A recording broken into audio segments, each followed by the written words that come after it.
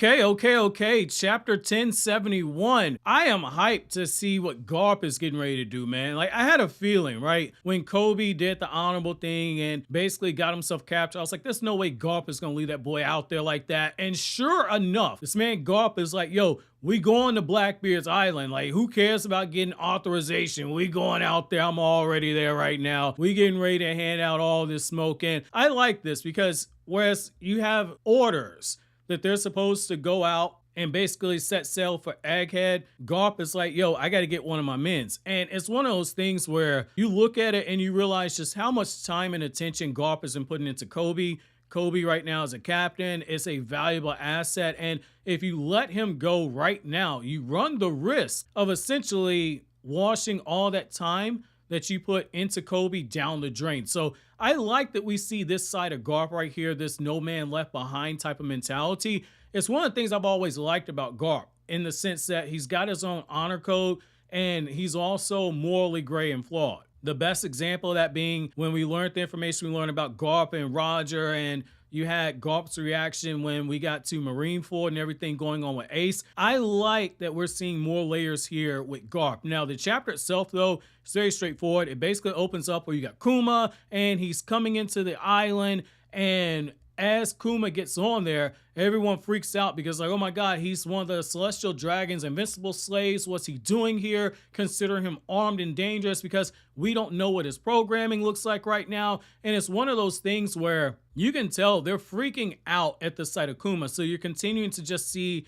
more of that dominance of the character itself. And I like that Kuma is doing this at the time that you have Bonney trying to get her father turned back to normal. So we're clearly getting some information and some type of a backstory on what happened, because at the end of the chapter itself, Vegapunk is like, there's a really good reason why I can't turn him back to normal, but Bonney, being the hothead that she is, isn't really giving him the reason and the opportunity to explain the reason behind why he's saying that. So as that's going on, we have Rob Lucci confirm what I thought from the last chapter, which is that they now have control of the Seraphim. And essentially, he's looking at everything. He's like, that dome is going to be a problem. We got to breach that somehow. And when Stussy's like, well, why aren't you listening to the Navy? The Navy is saying that we can't engage Luffy right now. He's one of the 4 emperors, or rather one of the 5 emperors. We cannot engage him at this moment. We have to wait for backup. Rob Lucci's like, look, I don't give a damn what they're saying. I don't consider Luffy one of the emperors. And it just kind of shows like this man is salty after that ass whooping that Luffy gave to Rob Lucci all the way back in Water 7, Annie's lobby. He is completely salty. Luffy left an imprint on this dude's mind that ain't never going nowhere. And the fact that he just lost round 2, you can tell this man's like, round 3, I got something for Straw Hats. So I thought it was cool to see that. And what I also like here is that Vegapunk is gathered with his remaining clones. And you have the moment where one of the clones is like, well, you know, as long as the main body is able to get away, we should be willing to sacrifice ourselves. That's the honorable thing to do. And you can tell, like, essentially not all of them are on board with the idea. However, Vegapunk is talking to the Straw Hats and he's like, look, I got a request. So I need all of you guys to take all of my clones onto the ship with you. And Robin is kind of just looking. However, Nami absolutely against it. She's putting her foot down right then and there. However, Sanji turns into Super Simp. He's like, well, what about Lilith? Is she going to be included in that? Sanji, no loyalty right there. However, we also see, again, there's more of that split. And I think Oda's doing this for a reason. Essentially, Frankie's like, okay, the greatest scientists in the world are going to be traveling on the ship with us. Sign me up. Frankie's clearly going to be getting an upgrade by the end of this arc.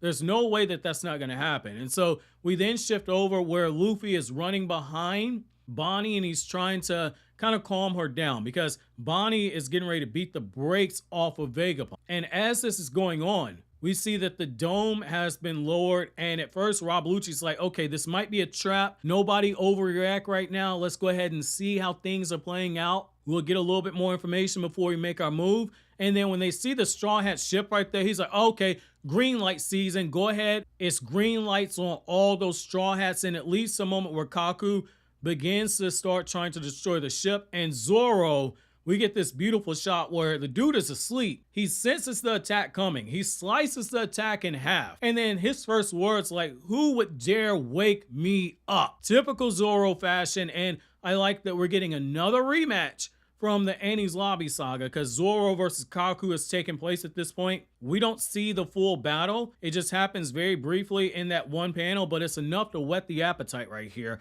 And what I like after this is that as Luffy rejoins with Vegapunk and as Luffy rejoins with the Straw Hats, messed up and said Vegapunk, my apologies there, guys. As Luffy rejoins with the Straw Hats, he's like, man, you know, I just want to relax. We just got here. Why can't we chill some more? Totally unserious at this point, and that leads to a moment where you have this man have it brought to his attention. What about Bonney? Where is she? And Nico Robin puts this together, and she's like, wait a second, where is Dr. Vegapunk? And that leads to Bonney just beating the brakes off of Vegapunk, demanding that Vegapunk turns her father back into normal.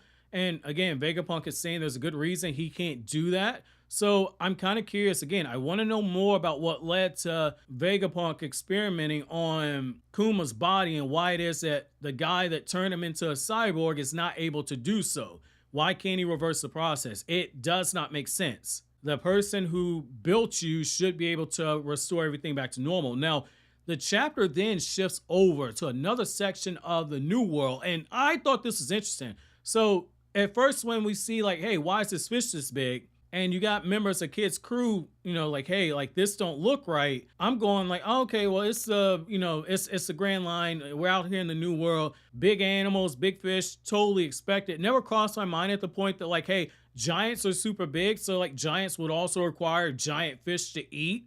Otherwise, they would have to eat like 9 million fish in order to get their full. And so that's where we learned that they're actually on Elbaf. Now, if I'm not mistaken, Elbaf is right there before you get to Laugh-Tale. I think Elbaf is like the last island that's charted before you get there. I believe that's something I read from you guys down in the comment section. So it's kind of crazy that Kid is the one that actually got there first. That's kind of crazy to see that. And then like the chapter ends off where you got Garp saying like, hey, get on board. We're going to set sail for Pirate Island. Full steam ahead. We're going to wipe the floor with those pirates. We're going to get back Koby. And what I like about this is that like Oda is setting the stage for multiple battles. Like this is going to be very interesting to see how he's able to juggle this much. Like the plot's moving kind of quick. And, you know, normally after you get like a big arc like how you have with Wano, you get one of those slower arcs. This don't feel slow. This feels pretty quick. This feels very quick. So either we're getting a massive info dump or Oda's just basically like, look, full steam ahead. I can see the light at the end of the tunnel. We're going to wrap this bad boy up. And that's actually my chapter question, guys. How do you guys feel about the pacing that we've actually had so far in this Egghead arc? But, so always, guys, like anything I had to say, don't forget to comment, rate, subscribe, and share. Thank you so much for watching until the end. Have an awesome day, guys.